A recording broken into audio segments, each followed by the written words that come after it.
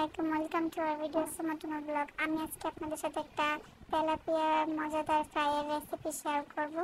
তো এখানে আমি একটা বড় সাইজের তেলাপিয়া মাছ নিয়ে নিয়েছি, আর একটা বাটিতে আমি এখন এটা ম্যারিনেট করার জন্য কিছু উপকরণ এখানে মিশিয়ে নেব। এটাই হলো গিয়ে তেলাপিয়া মাছটা মজার একটা কারণ। তো এখানে আমি আদা রসুন বাটা নিয়ে নিয়েছি অল্প একটুখানি। মাছ যেহেতু অনেকে আদা রসুন দেয় না, কিন্তু আমি এখানে একটু ঘ্রাণের জন্য দিব। তো নিয়েছিলাম হলুদ গুঁড়ো, তারপরে ধনিয়া গুঁড়ো আর মরিচ দিয়েছিলাম যাতে একটু ঝাল হয়। পরে একটু লবণ দিয়ে দিয়েছিলাম এখানে সামান্য মতো যতটুকু লাগে। তো লবণ দেওয়া হয়ে গেলে এখানে আমি একটু জিরা গুঁড়া দিয়ে দিব, অল্প একটুখানি জিরা গুঁড়া দিয়েছি। আর একটু দিয়ে নিব গরম মশলার গুঁড়ো। পরে এগুলো সবগুলো আমি একসাথে মিশিয়ে তারপরে আমাদের ডিপ ফ্রিজে ছিল টক দইটা, একটু বরফ ছিল, এই জন্য এখানে বরফ অবস্থায় আমি দিয়ে নিয়েছিলাম। মিশিয়ে একটু পর টক দই থেকে পানি ছেড়ে দিলে এখানে এক্সট্রা কোনো পানি দেওয়া লাগবে না। পরে মশলাটা আমি ভালো মতন পুরো মিশিয়ে নিয়েছি। আর একটু বরফ বরফ ছিল, সেটাও একটু পর ছুটে যাবে। তো এখানে আমি একটু সরিষার তেল নিয়ে নিয়েছিলাম 1 চামচের মতো। আর একটু দিয়ে দিব এখন সয়া সস। সয়া সসটা যেহেতু একটু লবণ থাকে, এই জন্য লবণটা আমি একটু অল্প দিয়েছিলাম। আর একটু টমেটো সস দিয়ে দিব।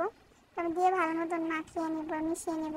এবার মাছটার মধ্যে মিশানোর বাড়ি। তো মাছটা আমি 3টা স্লাইস করে একটু কেটে নিয়েছিলাম মাঝখানে, যাতে একটু মশলাটা ভিতরে ঢুকে খেতে ভালো লাগে।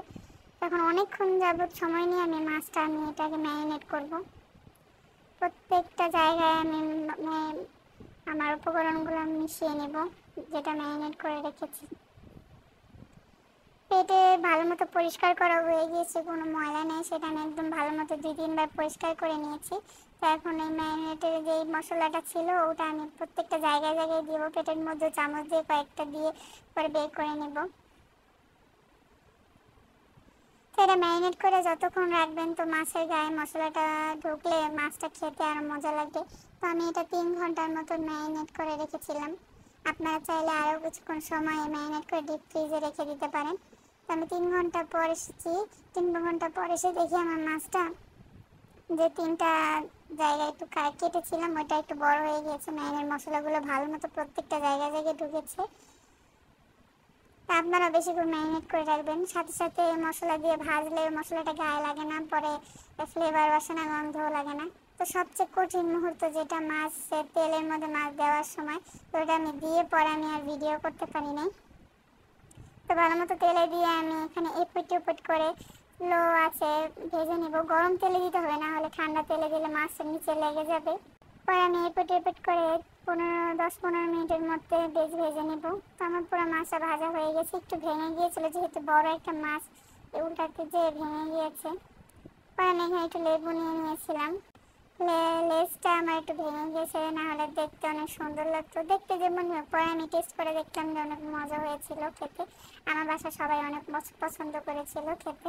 পরে আমি এখানে মাছের সাথে একটা সস বানাবো। সসটা বানানোর জন্য এখানে একটু লেবু চিপে নিচ্ছি। 2টা লেবু স্লাইস আমি এখানে চিপে রস করে নেব। রস করে নেওয়ার পরে এখানে আমি এখন একটু সয়া সস দিয়ে দিব 1-2 চামচের মতো। লেবু আর সয়া সসটা মিশালে অনেক সুন্দর একটা ঘ্রাণ আসে, এটা মাছের মধ্যে দিলেও খেতে খুব ভালো লাগে। পরে আমি মিশিয়ে তারপর এটার মধ্যে কিছু কাঁচামরিচ দিয়ে দিব কুচি কুচি করে। আর লাস্টে আমি এখানে একটু টমেটো সস দিয়ে দিয়েছি। তো সবগুলো একসাথে দিয়ে আমি এখানে ভালো মতো মিশিয়ে নেব। চাইলে এখানে একটু অল্প একটুখানি চিনি দিতে পারেন, আমি দিই নেই। চিনি দিলে একটু সুন্দর একটা ফ্লেভার গান আসবে, আর সাথে খেতেও মজা লাগবে, একটু মিষ্টি মিষ্টি লাগবে। তো আমি এখানে মিষ্টি খাবো না, এই জন্য মিষ্টি দিই নি। আর এখন আমি লাস্টে একটু টেস্ট করে দেখবো যে কেমন হয়েছে। ভিতরে অনেক সুন্দর করে ভাজা হয়েছে, আমি অনেক সুন্দর করে ভাজতে দিয়ে মাছটা ভেঙে ফেলছি। পরে আমি খেয়ে দেখলাম যে মজা হয়েছিল, সাথে আমার সসটা দিয়ে খেতে আরও বেশি মজা লেগেছিল। আপনারা চাইলে এরকমভাবে বাসায় তেলাপিয়া মাছ আনলে এরকম করে ভেজে খেতে পারেন, খুব মজা হবে খেতে। যারা আসলে এই মাছটা পছন্দ করেন তাদের কাছে অনেক ভালো লাগবে। তো আমার মাছটা অনেক নরম হয়ে গিয়েছিল, আমি কাঁটা চামচ দিয়ে ধরলেই ভেঙে যাচ্ছিল। তো আপনাদের এই ভিডিওটা ভালো লাগলে অবশ্যই আমার পেজটা একটু লাইক করে দিবেন এবং আমার ভিডিওগুলো শেয়ার করে দেবেন। Thank you.